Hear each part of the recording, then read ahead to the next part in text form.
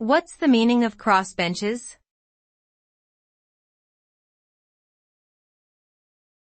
Crossbenches.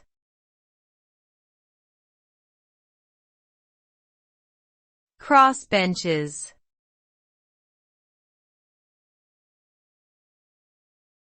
Crossbenches.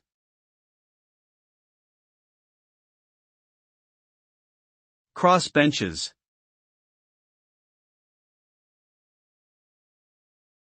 Crossbenches is a term used in parliamentary systems to refer to the seats occupied by members who do not belong to any political party. These members are often referred to as independent or non-affiliated members, and they occupy a neutral position in debates and voting.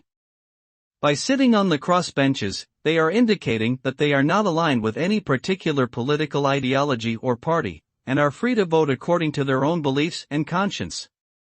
The crossbenches play an important role in balancing power and ensuring fair representation in parliamentary proceedings.